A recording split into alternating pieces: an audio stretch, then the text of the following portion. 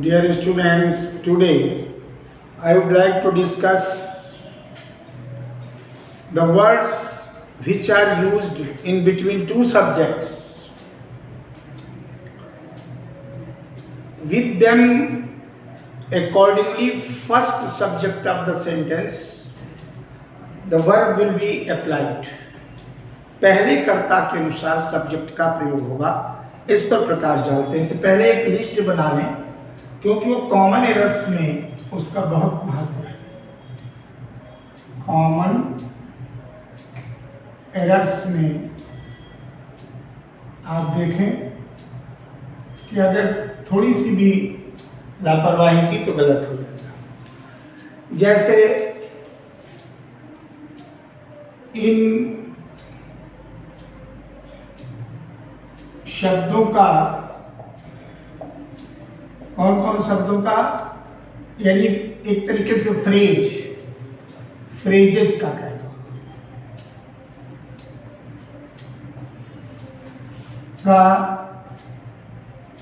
इन शब्दों का, कौन कौन शब्दों का एज वेल एज जो फ्रेज है, एज वेल एज है, विद है, along with,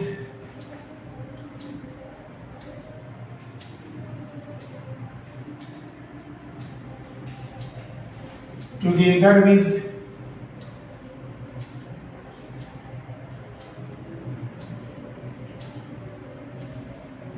in addition to, ये जितने भी फ्रेज हैं, in addition to, और लाइक, अनलाइक, ये शब्द ले लो, इस शब्द फ्रेज, या लेस देन ले लिया हमने, एंड नॉट ले लिया, एंड नॉट, अगर लेस देन आता है, ठीक है। एक बहुत बड़ी लिस्ट है, लेस देन हो, मोर देन हो,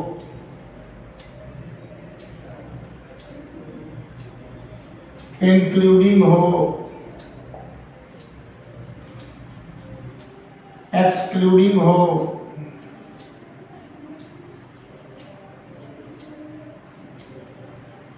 ये कुछ ऐसे शब्द या फ्रेज होते हैं जब दो सब्जेक्ट्स के बीच में आते हैं तो वर्ब पहले सब्जेक्ट के अनुसार आती है। इसका तरीका है, और लेस देन किया, या इसको नो लेस देन भी कह सकते हैं। इसको नो लेस देन लिख लो और अच्छा हो जाएगा, नो लेस देन। तो ये फ्रेजेज या वर्ड्स ऐसे हैं, दो सब्जेक्ट्स के बीच में आए तो वर्ब का प्रयोग सेंटेंस में फर्स्ट सब्जेक्ट के अनुसार होगा। ये दिमाग में रखिए। बहुत से शब्द हैं, लिस्ट है एक लंबी, ज्यादातर जो प्रयोग होते हैं उनको देख लें।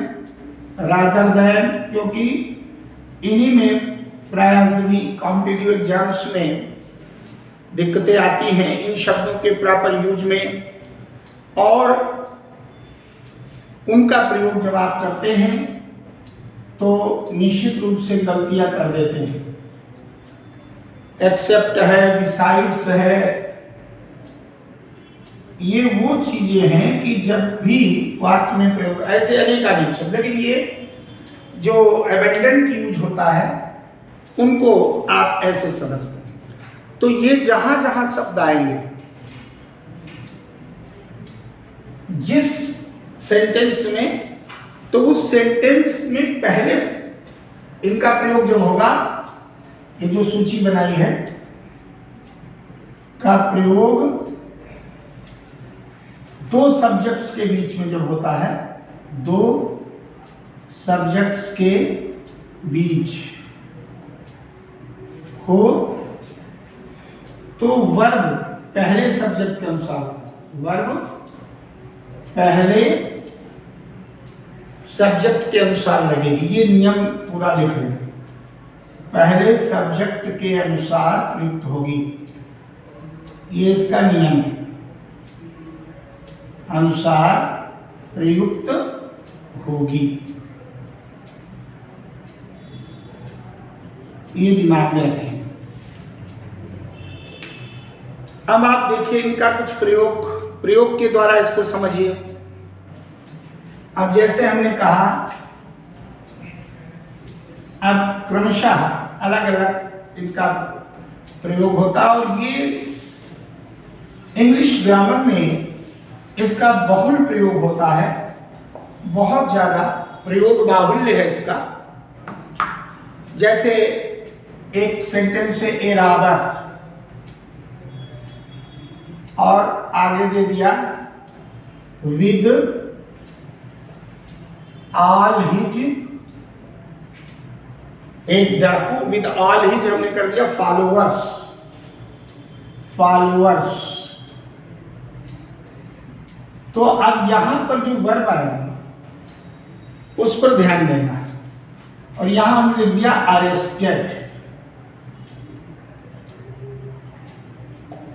अब इस सेंटेंस में भरने को दिया वाज वर्ब, तो वाज वर्ब में अब ये common errors fill in the blanks के थ्रू हो या सेंटेंस फॉर्मेशन के थ्रू बातें की, तो यहां पहला सब्जेक्ट क्या है उसके अनुसार राघव सिंगुलर नाउन में है और फॉलोअर्स प्लूरल नाउन है।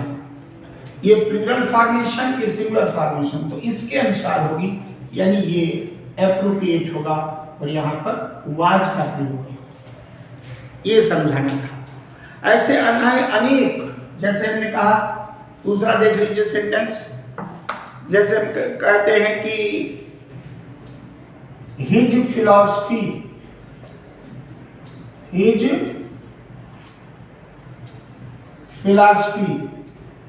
Like his sons.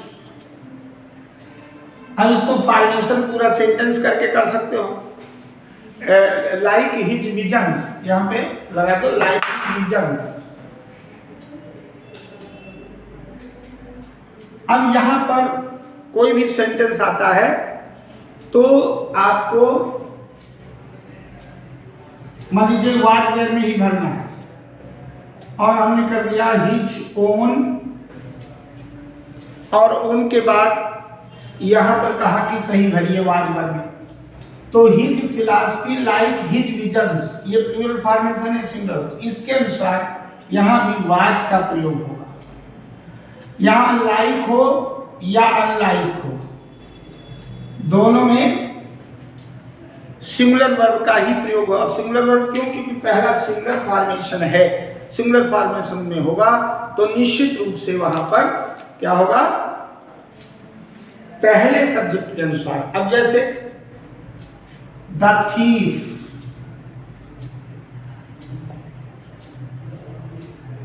As well as his,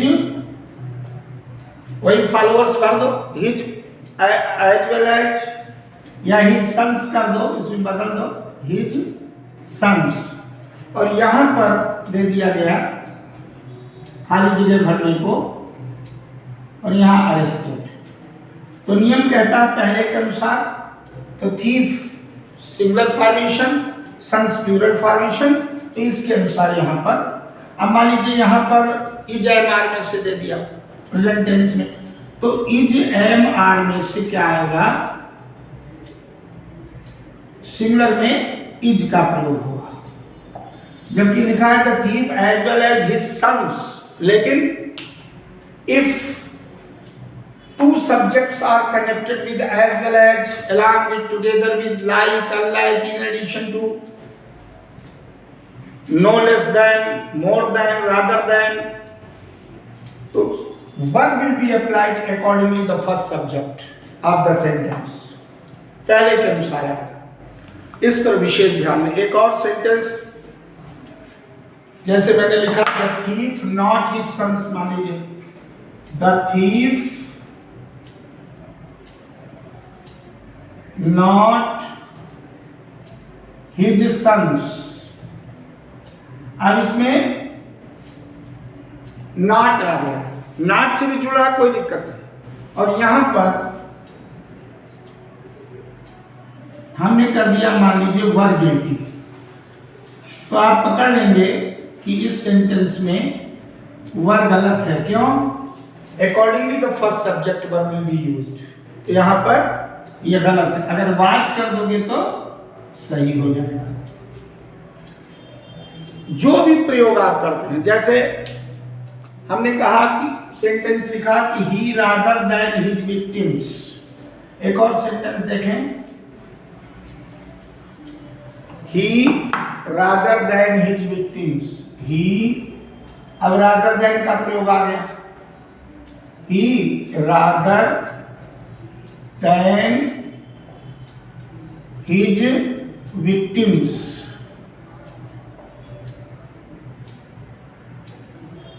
हो गया, ही रादर देन हिज विक्टिम्स। उसके बाद कह दिया यहां पर भरने के लिए really, he rather than his victims really unhappy, unhappy in the end. अब देखिए इसमें ही यहां पर सिंगुलर है, सिंगुलर प्रोनाउन है, तो उसके हिसाब से अगर ई जाए, मार, वाज, वेयर, है कुछ भी, तो जो सिंगुलर वर्ब होगी वो आएगी। वह रादर देन हिज विक्टिम्स, अपनी जो विक्टिम्स था, जो पीड़ित थे, उससे ज्यादा सचमुच अंत में अनहैप्पी था, तो था यानी वाज भरा जाएगा। वर्ब जो है इसके अनुसार आएगी, तब ये सही हो जाएगा सेंटेंस। तो कृपया जो भी, अब जैसे एक लेस देन का देख लें, इसमें as well as, less than, more than, rather than में लोग फंस जाते हैं। तो शी, नो लेस देन, तो आप नहीं फंसेंगे, क्योंकि आपको जो मैंने बताया कि इन शब्दों का जो वर्ड्स हो या फ्रेजेज का प्रयोग अगर दो सब्जेक्ट्स के बीच होता है तो पहले के अनुसार। अब उसके बाद हमने कर दिया यहाँ पर you, she know less than you, note कर लीजिए। और यहाँ पर करके इजमार में से हमने कहा भरो, तो रेस्पॉन्सिबल मान लीजिए ये।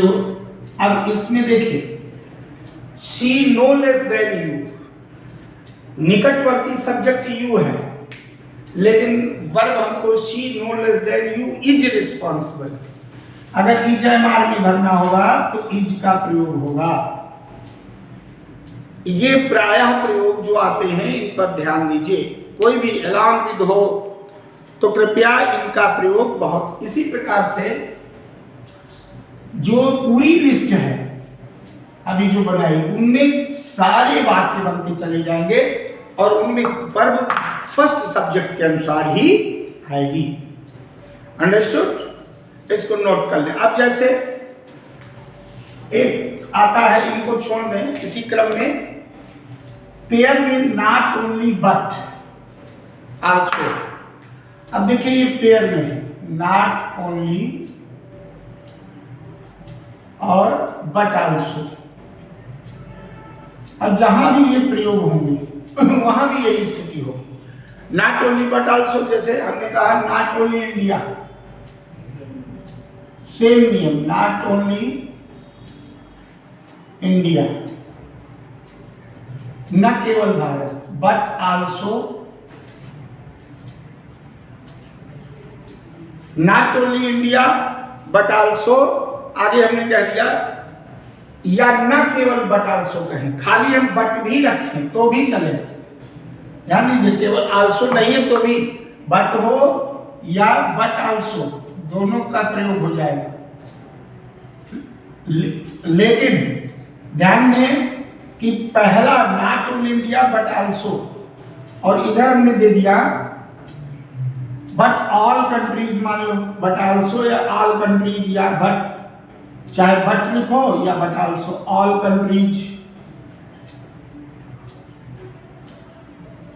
और उसके बाद जब आगे हमने किया और यहां लिख दिया, इधर देख लीजिए, इन ट्रबल, अब यहां पर इसको जरा देखिए, not only India but also all countries. अगर मान लीजिए ऐसा प्रयोग आता है तो नॉट ओनली अंतिम, नॉट ओनली बट आल्सो या बट के साथ अंतिम वाला देखा जाएगा। अंतिम में जरा देखिए, अंतिम वाला प्लूरल फॉर्मेशन में है और ये ठीक जो अभी बनाया उसका उल्टा। जब नॉट ओनली और बट का प्रयोग साथ होगा तो जो सेकंड वाला होगा इसमें सेकंड सब्जेक्ट के अनुसार, सेकंड सब्जेक्ट के अनुसार वर्ब लगेगी, सेकंड सब्जेक्ट के अनुसार वर्ब लगेगी, ये ध्यान दीजिए। तो यहां पर हो जाएगा आर, इसमें इज नहीं, ऐसे ही नीदर नार इधर आर, उसमें भी यही प्रयोग होगा। जैसे हमने कहा नीदर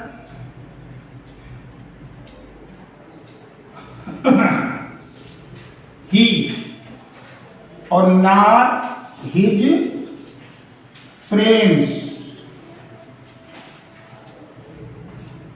और यहां हमने दे दिया इज एंड आर में से भरना है इन ट्रबल। तो प्रॉपर जो यूज ऑफ वर्ब होगा अकॉर्डिंगली द सेकंड सब्जेक्ट। तो here we find the second subject is in plural form, so here will be are.